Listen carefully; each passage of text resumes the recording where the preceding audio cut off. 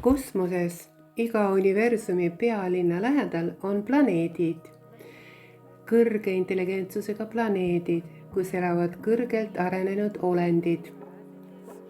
Neid nimetatakse mitut moodi: elukandjad, elu ülesehitajad, peaprogrammeerijad, need, kes hingavad elu sisse ja ehitavad selle üles. Need on kõrgelt arenenud maavälised olendid, kellel ei ole füüsilist keha, vaid on vaimne ja morantiumi keha. Nad koosnevad kõrgetest valgusvibratsioonidest. Need olendid on sügavad mõtlejad, elu formeerimise ja loomise alal põhjalikud eksperdid. Nad õpivad planeeti tundma, millesse nad hingavad elu sisse ehk loovad elu. Nad loovad esimesena DNA ja RNA molekuli. Kõigepealt nad toovad siia RNA molekuli ehk nad toovad informatsiooni DNA kohta. Ja seejärel nad sisestavad selle informatsiooni eluta ainesse, mis muutub elavaks. Selliselt oli loodud elu ka sellel planeedil.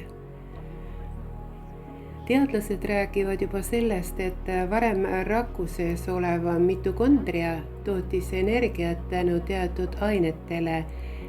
Ütleme, et glükoosile, mis on teie sees. Nüüd on see mitokondria raku sisepiiridest väljaspool ja tal on nüüd nii-öelda valvuri roll. Ta on nagu valvur, kes võtab esimesena vastu energia ja võtab vastu ainult selle energia, mis kaitseb rakku ja loob uue oleku. Nüüd aga tegeleb otseselt teie rakkudesse energia tootmisega tsentrosoom. Ta täidab energeetilise patarei funktsiooni. See tähendab, me näeme juba praegu, et teie organism on muutunud. Kas iseenesest? Aga mis te nüüd, mu sõbrad? Sellised protsessid iseenesest ei toimu. See toimub elukandjate otsesel sekkumisel, kellest just äsja rääkisime. Ja just täna ja praegu ning alati on nad olnud planeedi 7. mõõtmes ehk dimensioonis. Ja kuidas see toimub? Nad töötavad inimestega lainete kaudu. Need lained tulevad 7. mõõtmest päikeselt päikesekiirte kaudu. Päikesekiired annavad edasi uut informatsiooni, uusi programme teie DNA jaoks. Ja töötades 21 päeva, nad kodeerivad teid uute programmidega. See tähendab uue eluseisundiga. See eluseisund avab teie sees uusi võimalusi. Teie sees toimub mutatsioon ehk muutused, seda võib nii nimetada, mis omakorda avab uue evolutsiooni käigu, kes läbivad kvantülemineku.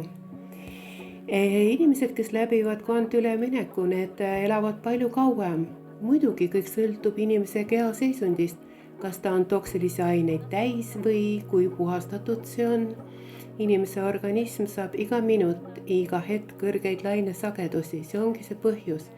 Kuna käib kvantüleminek ja olenevalt inimese keha olekust võtab ta siis neid laineid vastu või mitte, sest looja on oma loominguga identne.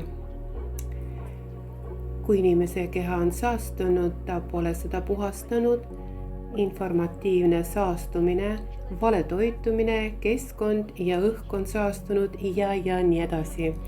Siis tal pole võimalik neid kõrgeid laineid vastu võtta. Ja seega ka immuunsus langeb. Teie organismil on ülivõimed, telepaatia, teleportatsiooni ja isegi telekineesi võime. Teie rakud võivad isegi transporteeruda, ümber paigutuda. Tõepoolest, sõbrad, teie organism on ülikeeruline süsteem ja seda peab mõistma, õppima teda tundma ja isegi juhtima. Ja te suudate seda teha.